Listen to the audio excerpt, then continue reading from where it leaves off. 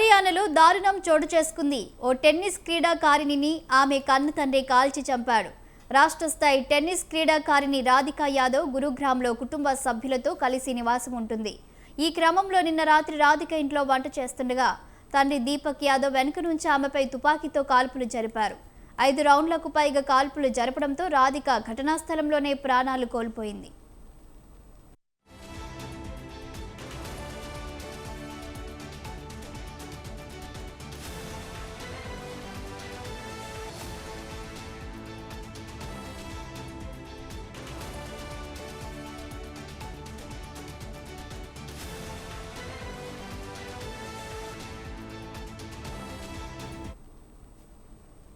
ఈ మేరకు సమాచారం అందుకున్న పోలీసులు ఘటనా స్థలానికి చేరుకొని పరిశీలించారు. నిందితుడిని అదుపులోకి తీసుకున్నామని, ఘటనపై విచారిస్తున్నట్లు తెలిపారు. ఈ కేసులో దర్యాప్తు కొనసాగుతుందని, నిందితుడి వద్ద నుంచి తుపాకీని స్వాధీనం చేసుకున్నామన్నారు.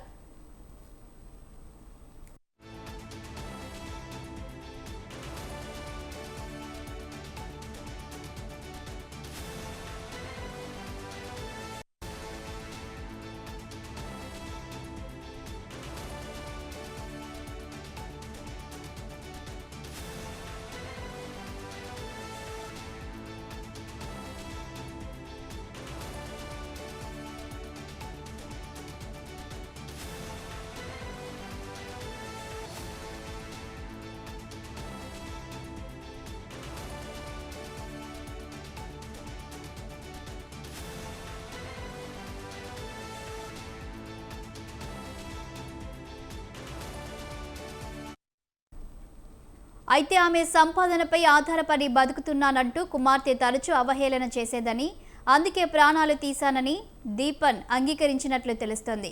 రాధిక టెన్నిస్ అకాడమీని నిర్వహించడం తండ్రికి ఇష్టం లేకపోవడమే వారిద్దరి మధ్య ఘర్షణకు కారణమని పోలీసులు తెలిపారు.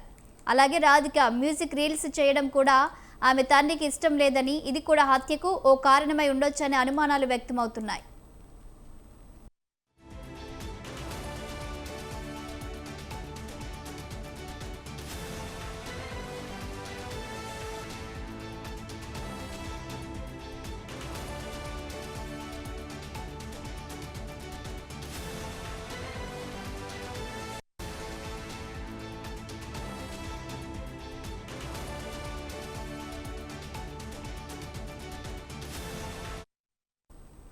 తన సంపాదనపై ఆధారపడి బతుకుతున్నారంటూ కుమార్తె అవహేళన చేయడంతోనే తండ్రి ఈ హత్యకు పాల్పడ్డారన్న ప్రచారంలో వాస్తవం లేదంటున్నారు కుటుంబ సభ్యులు.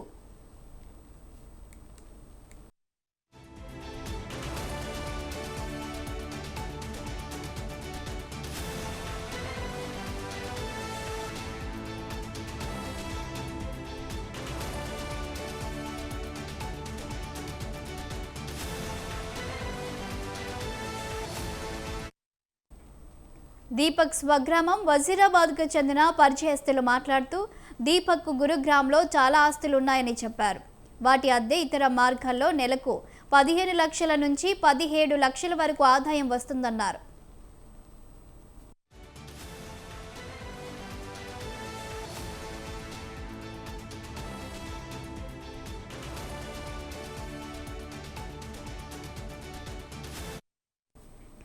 దీపక్కు ఒక విలాసవంతమైన ఫామ్ హౌస్ కూడా ఉందని చెబుతున్నారు. అలాంటి వ్యక్తిని కూతురి డబ్బుపై ఆధారపడుతున్నారని ఎవరు అంటారని వారు ప్రశ్నించారు.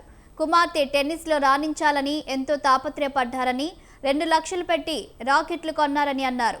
కూతురు అంటే తండ్రికి ఎంతో ప్రేమ అని అంటున్నారు. టెన్నిస్ అకాడమీ హత్యకు కారణం కాకపోవచ్చని, ఇంకేదో ఉండొచ్చని దగ్గరి బంధువులు చెప్పారు.